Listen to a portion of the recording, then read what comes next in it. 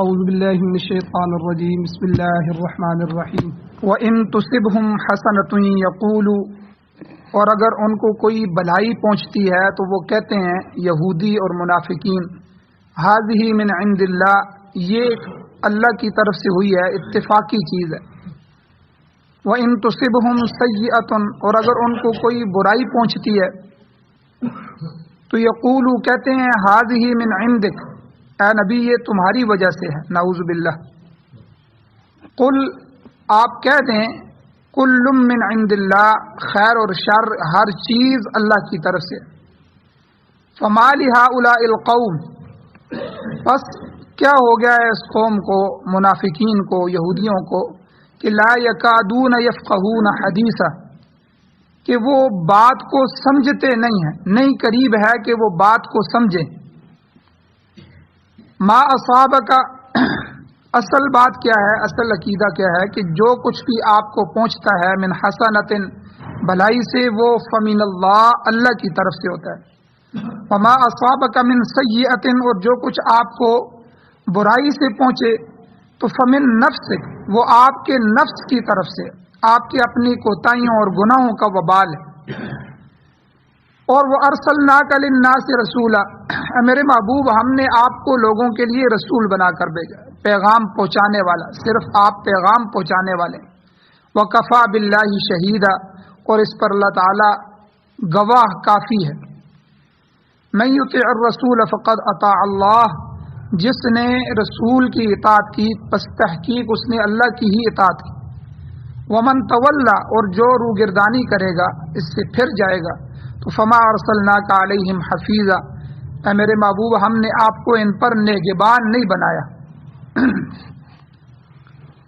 سورۃ النساء کی آیت نمبر 77، 78، 79 اور 80، 4 آیتیں آپ کے سامنے تلاوت ہوئی ہیں، آپ نے ترجمہ سماعت فرمایا۔ ان آیات کے 3 درس اس سے پہلے گزر چکے ہیں اور آج ان کا 4تھا درس ہے۔ کل تفصیلاً پیچھے گفتگو ہو چکی تھی کہ جب انسان کو کوئی تکلیف یا برائی پہنچتی ہے تو انسان کا فرض ہے کہ وہ اسے اپنے کوتاہی پر محمول کرے، خود اپنے اندر دیکھے کہ ہو سکتا ہے میرے کسی گناہ کا یہ وبال ہو، اور اس سے توبہ کرے اور استغفار کرے۔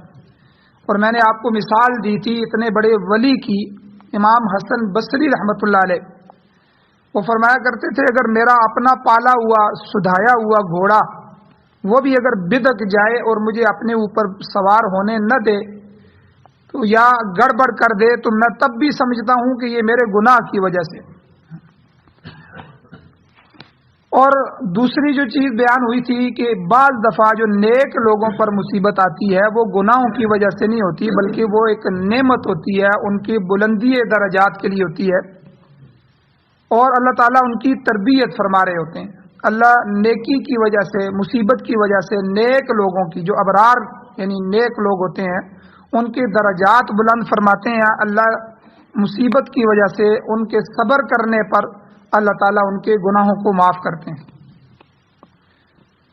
اور یہاں یہ نقطہ بھی سمجھایا کہ وہ ارسلناک للناس رسولا، ہم نے آپ کو انسانوں اور جنوں کے لیے رسول بنا کر بھیجا ہے، تو آپ اپنی اطاعت ان سے نہیں کرواتے، آپ ہماری اطاعت کروا رہے ہیں۔ آپ تو واسطہ ہیں مخلوق اور خالق کے درمیان، اس لیے آپ کی اطاعت کرنا میری ہی اطاعت کرنا ہے۔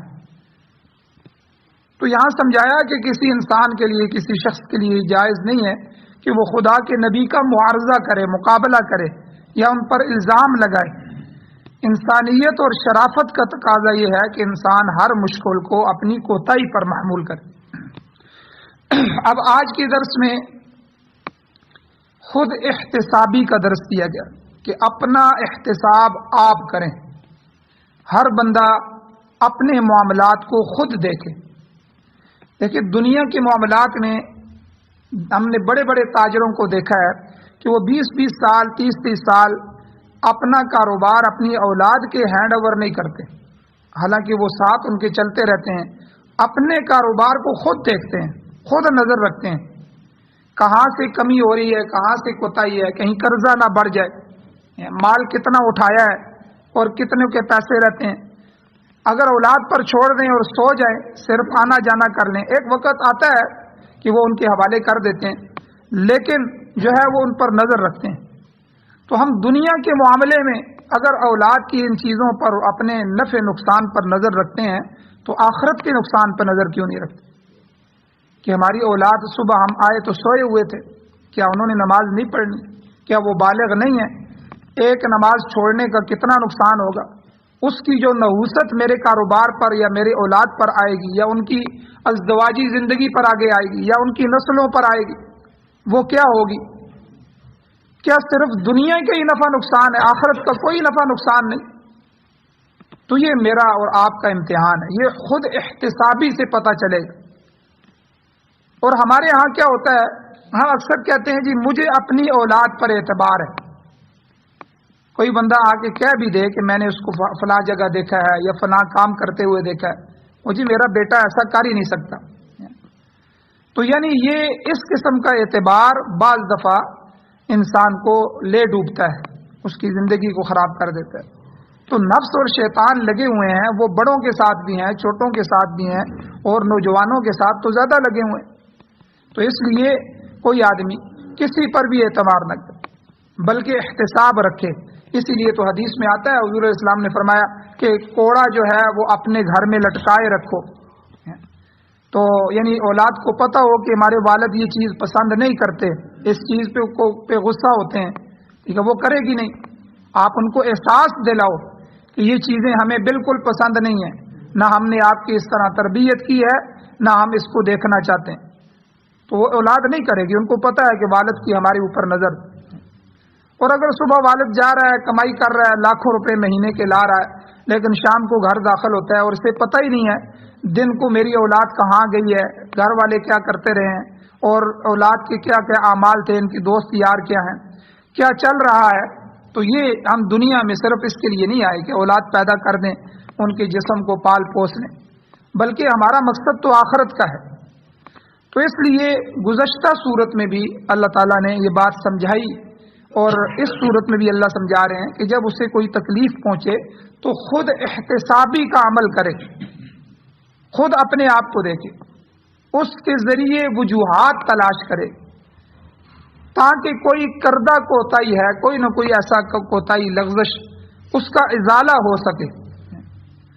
اس عمل کی واضح مثال صحابہ اکرام میں بھی ملتی ہے. جنگ قادسیہ ایک بہت بڑی جنگ تھی جو ایران کے ساتھ جنگ تھی, اور یہ جنگ جب ہو رہی تھی تو مسلمانوں کو بعض معاذات پر نقصان ہو رہے تھے. تو جو سالار لشکر تھے, جو امیر لشکر تھے, کمانڈر حضرت سعد بن ابی وقاص رضی اللہ عنہ, انہوں نے مجاہدین کو جمع فرمایا اور کہا کہ لوگوں, ہمیں یہ جو محاذوں پر شکست کا سامنا ہے, ہم تو رسول اللہ صلی اللہ علیہ وسلم کے ساتھ لڑتے تھے تو اللہ فرشتوں کو اتارتے تھے, اللہ کی مدد اترتی تھی. آج ہمیں یہ نقصان ہو رہا ہے, تو میں سمجھتا ہوں اس کی وجہ یہ ہے کہ بعض آدمیوں کے دلوں میں خود غرضی پیدا ہو گئی یا مفاد پرستی کا شکار ہو چکے.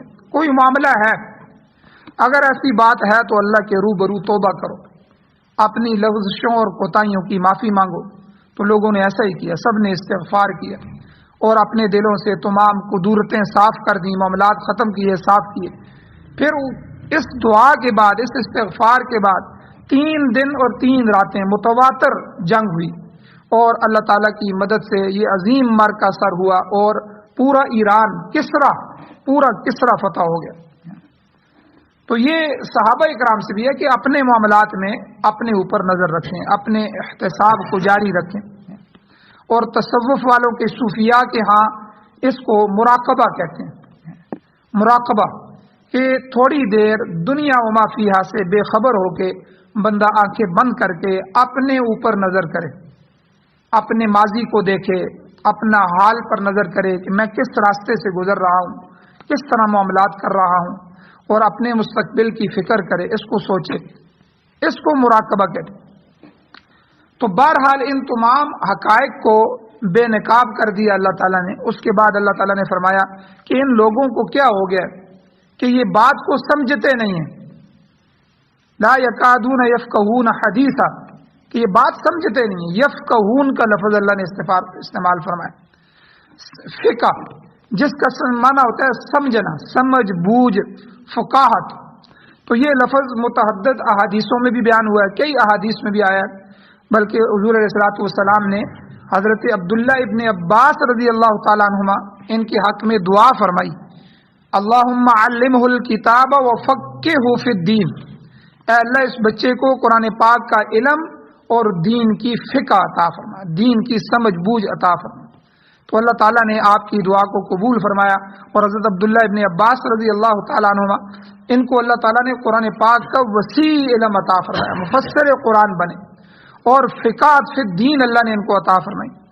آپ نے ہزاروں لوگوں کو قرآن پاک کی تعلیم دی. اسی طرح بخاری شریف کی حدیث میں آتا ہے کہ حضور علیہ السلام نے فرمایا کہ من یرید اللہ بہ خیرا یفقہہ فی الدین.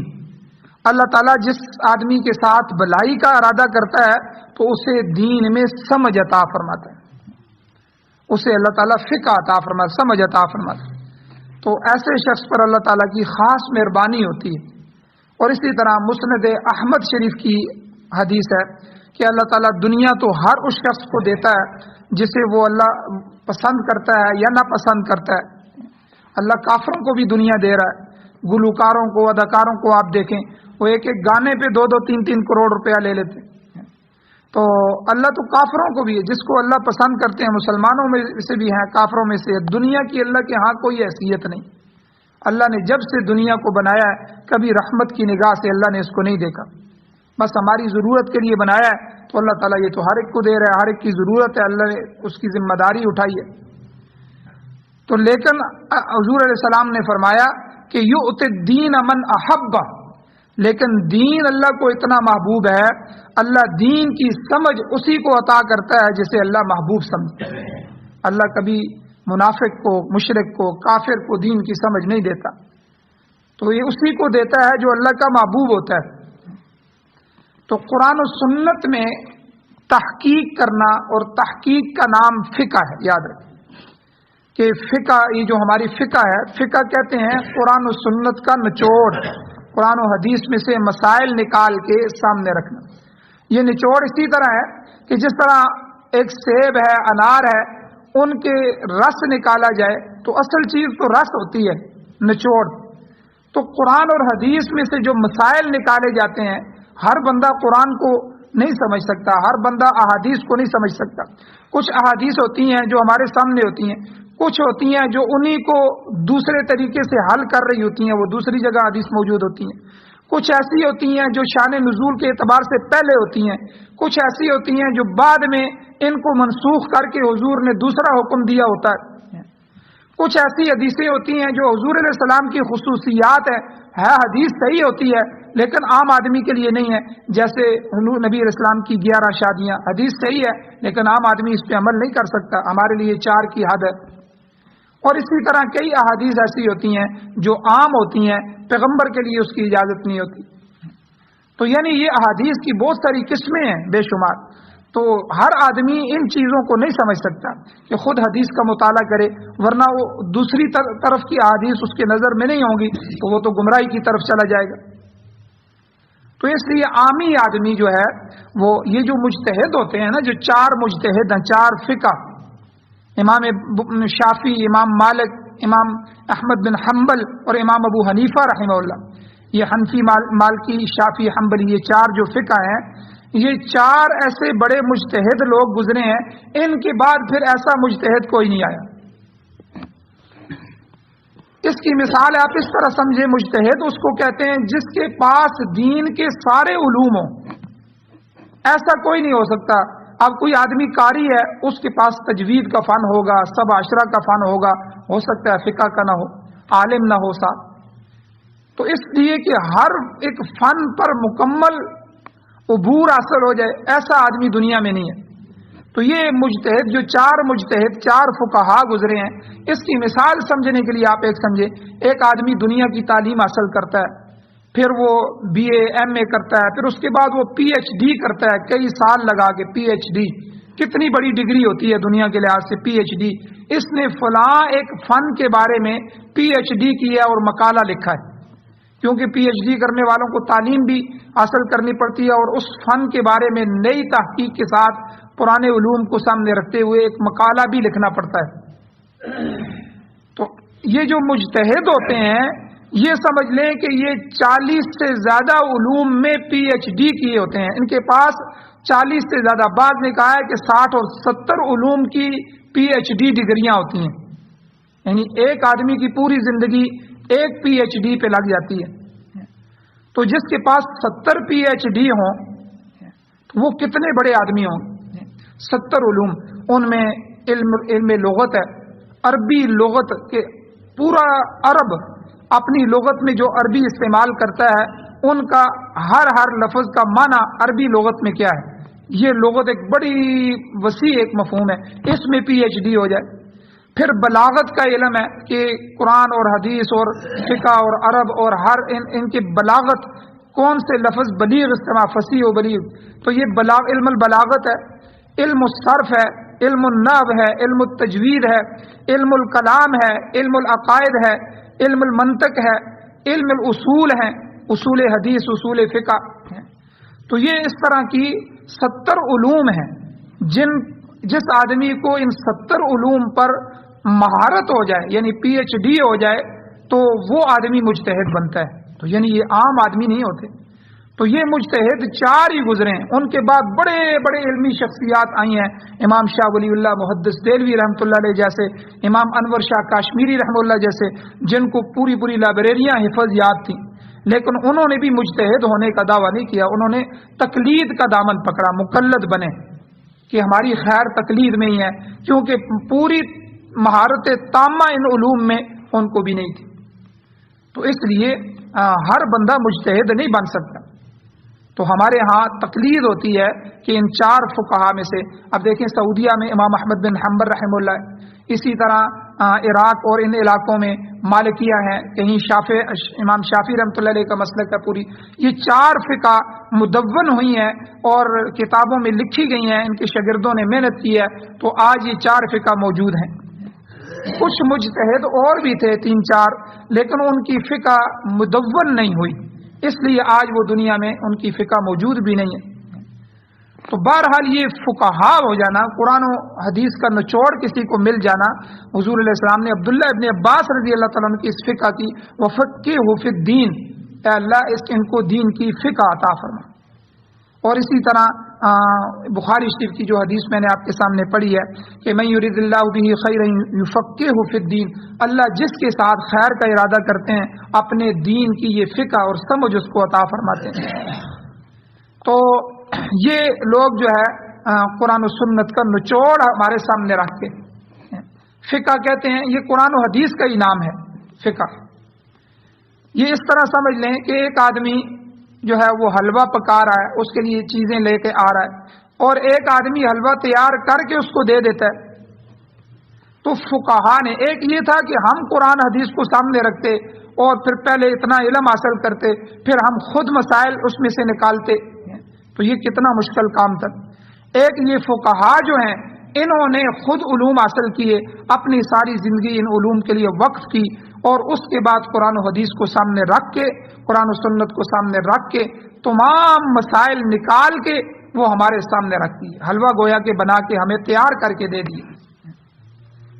تو قرآن و سنت میں تحقیق کا نام فقہ ہے، یہ ایک بلند پایا چیز ہے جس میں ہزاروں کتابیں موجود ہیں، اور اس سے مراد دین کی سمجھ ہے۔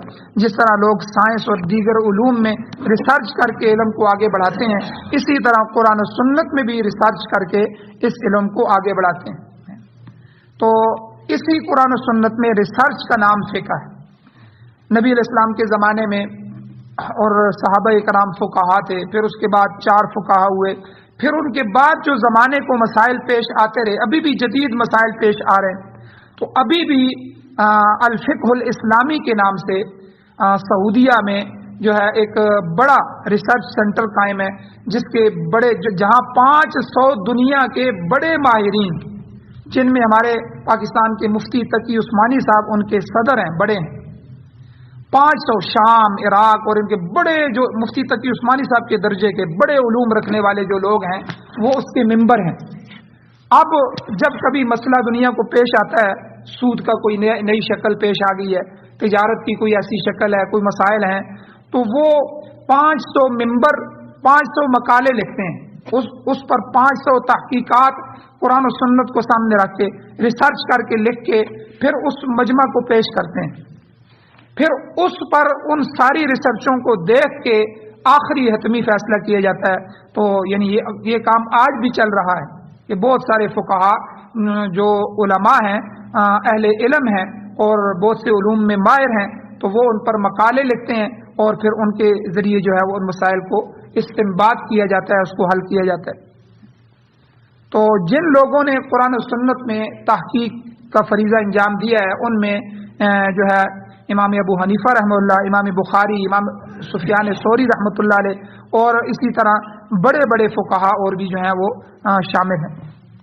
اور ہمارے امام ابو حنیفہ رحمہ اللہ کا فقہا میں جو درجہ ہے وہ سب سے بڑا درجہ ہے، ان کو امام اعظم کہتے ہیں، یعنی فقہا میں سے امام اعظم۔ تو بلکہ امام شافعی رحمۃ اللہ علیہ ان کا قول ہے، وہ فرماتے تھے الناس عیال علی ابی حنیفہ، یعنی فقہ کے معاملے میں باقی سارے لوگ امام ابو حنیفہ کے اہل و عیال ہیں، بچے ہیں۔ ان سب نے امام صاحب سے ہی فقہ کا علم سیکھا ہے۔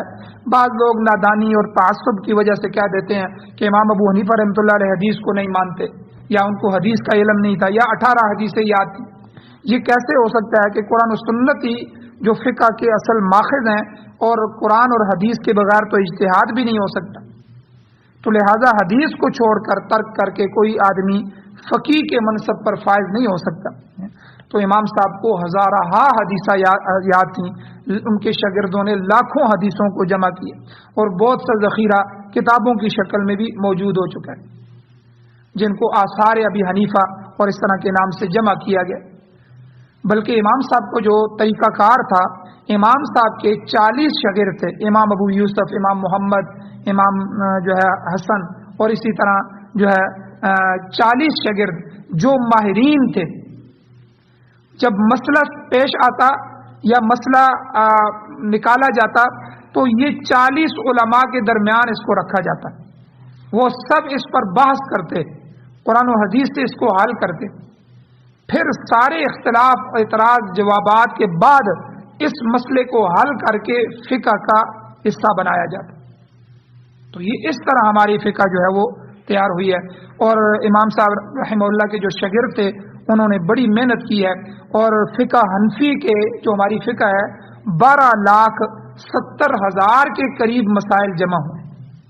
یہ جو فقہ حنفی ہماری ہے تو 12,70,000 تقریباً 13 لاکھ کے قریب جو ہے، 13.25 کے قریب مسائل جو ہیں وہ فقہ حنفی کا حصہ ہے۔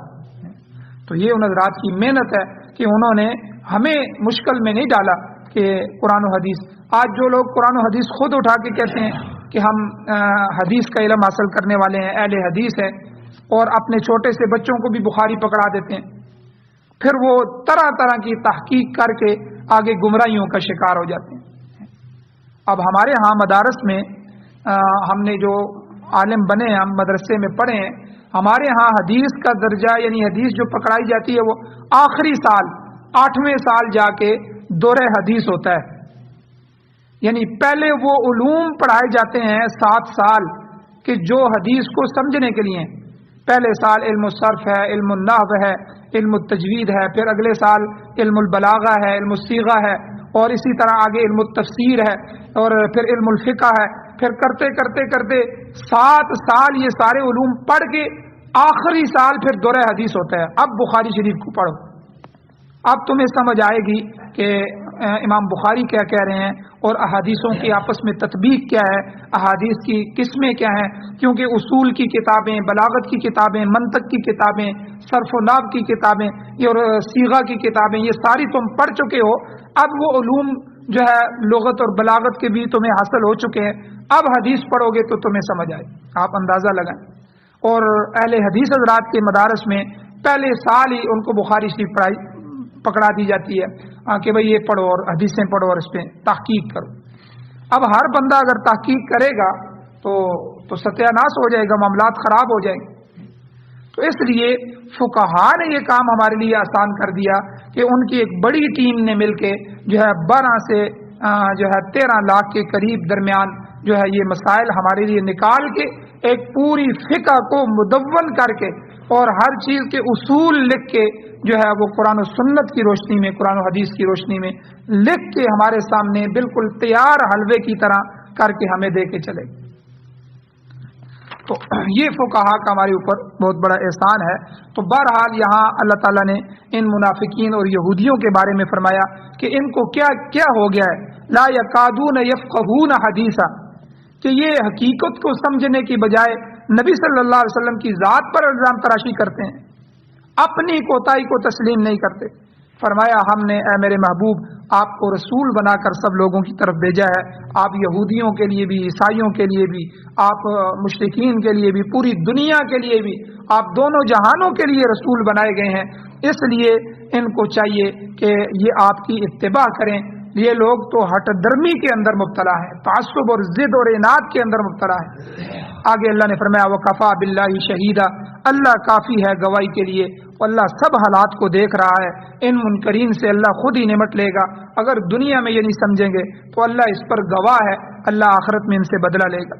آگے رسول اللہ صلی اللہ علیہ وسلم کی آخری آیت میں، آخری حصے میں فرمانبرداری کا حکم دیتے ہوئے اللہ نے فرمایا مَن يُطِعِ الرَّسُولَ فَقَدْ أَطَاعَ اللَّهَ، جس نے رسول کی فرمانبرداری کی حقیقت میں اس نے اللہ ہی کی فرمانبرداری کی. کیونکہ رسول خود حکم دینے والا نہیں ہوتا، آمر نہیں ہوتا، بلکہ اس کا کام احکام الہی لوگوں تک پہنچانا ہوتا ہے. وہ مبلغ ہوتا ہے، تبلیغ کرنے والا ہوتا ہے. وہ اللہ کے اوامر کو، اللہ کے حکموں کو، اللہ کے نواہی کو آگے پہنچانے کا قطعی ذریعہ ہوتا ہے. اس واسطے اس کی اطاعت بھی ضروری ہوتی ہے. اس سے جھگڑا کرنا اور اس پر الزام لگانا یہ کفرانہ فعل ہے، کبھی فعل ہے. آگے اللہ نے فرمایا ومن تولا، جس نے رسول کی اطاعت سے روگردانی کی، اللہ کے نبی کی اطاعت نہیں کی، فما ارسلناک علیہم حفیظا، تو اے میرے نبی ہم نے آپ کو ان پر کوئی نگہبان تو نہیں بنایا، ہم نے کوئی دروغہ بنا کر تو آپ کو نہیں بھیجا. آپ کا کام صرف یہ ہے کہ پیغام پہنچا دینا ہے. ان کو پکڑ پکڑ کر ہدایت دینا، یہ آپ سے نہیں پوچھا جائے گا کہ آپ نے تبلیغ کی اور وہ ہدایت کیوں نہیں لائے، یہ آپ سے سوال نہیں ہوگا. آپ ہمارے مبلغ ہیں، ہمارے کام کو پہنچانے والے ہیں. دعوت و تبلیغ کی ذمہ داری آپ پر ہے. آپ کو جو بھی پہنچا ہے وہ آگے تک پہنچائیں. آگے ہدایت دینا یا نہ دینا یہ میرا کام ہے. پکڑ پکڑ کر ان کو رائے راست پر لانا یہ آپ کا کام نہیں ہے. قرآن مجید میں اس مضمون کو مختلف انداز میں سمجھایا. ایک جگہ فرمایا انما علیک البلاغ. یہ خطیب لوگ جو ہے نا آخر میں تقریر ختم کرتے ہیں تو یہ کہتے ہیں وما علینا الا البلاغ المبین، کہ ہم پر صرف واضح طور پر پہنچا دینا ہے. ہم نے بات آپ کے سامنے پہنچا دی ہے لوگوں، اب تمہارا کام ہے عمل کرو یا نہ کرو. کرو گے تو کامیاب ہو جاؤ گے، نہیں کرو گے تو اللہ کے ہاں ناکام ہو جاؤ گے. تو یہی کام ہے انما علیک البلاغ. قرآن مجید میں حضور کو فرمایا آپ کے اوپر صرف دعوت و تبلیغ کی ذمہ داری ہے، آپ یہ کام ان کو پہنچائیں. اور باقی ان لوگوں کی گرفت کرنا، انہیں سزا دینا، انہیں جو ہے ہدایت دینا نہ دینا یہ ہمارا کام ہے. ہم انہیں مقررہ وقت پر جب وقت آئے گا تو پکڑ لیں گے. وَكَفَى بِاللَّهِ شَهِيدًا، سب کچھ اللہ تعالیٰ کی نگاہ میں ہے. شہید کا معنی گواہ بھی ہوتا ہے اور دیکھنے والا بھی ہوتا ہے. تو کسی جگہ دلیل کا لفظ بھی اسی میں آتا ہے، کہیں ولی بھی فرمایا گیا ہے کہ سب اللہ کی صفات ہے. آپ ان پر دروغہ نہیں ہیں، آپ تو اللہ تعالیٰ کی مرضیات اور نامرضیات کو پہنچانے والے ہیں. روح گردانی کرنے والوں سے اللہ تعالیٰ خود نمٹ لے گا، اللہ ان کو دیکھ لے گا.